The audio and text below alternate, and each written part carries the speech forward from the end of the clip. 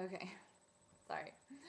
So I was on a low dosage of a daily anti-anxiety medication, and that was probably a good thing.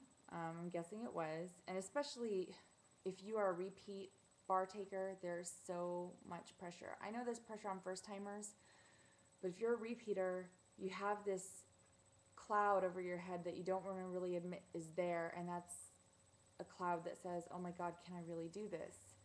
And maybe some repeaters have that and other repeaters don't, and maybe it depends on how many times you've actually repeated the bar exam, but it can really suck. So that's what I did, and then I also got prescribed an as-needed anti-anxiety.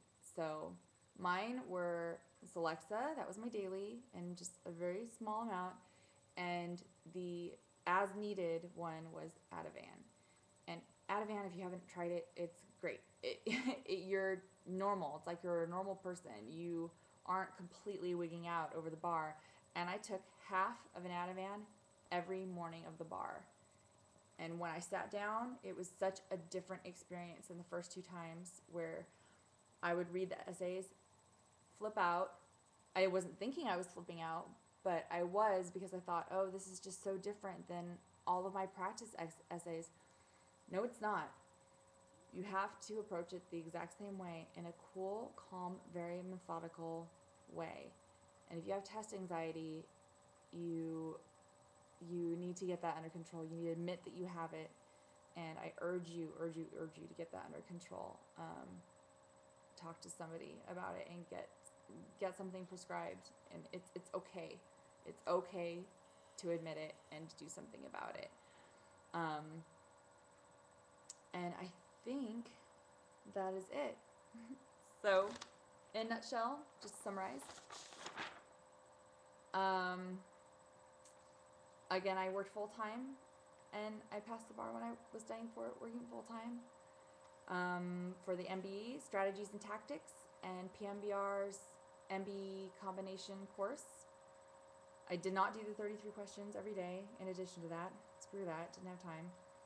For the PTs, organize it like an IRAC, but the very first thing you do is write a conclusion, so it looks like you have finished. The essays, I would honestly read my other blog about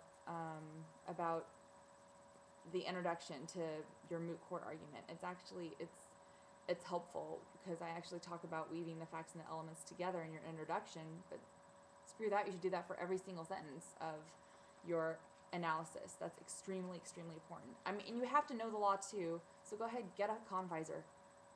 Look on eBay, get a convisor. You don't have to go through all of Barbary and pay $5,000.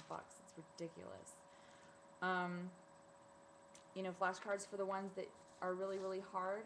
Make sure you go over approaches, like your organization within issues, as well as the elements. And I highly recommend, again, the Whitney Roberts book. And if you need to get medicated, get medicated. Nothing wrong with that. Okay, that's it. That's how I passed the third time, and it was such a relief. So I hope this helps. It's very, very long, but hopefully it'll be worth it for you. All right, take care.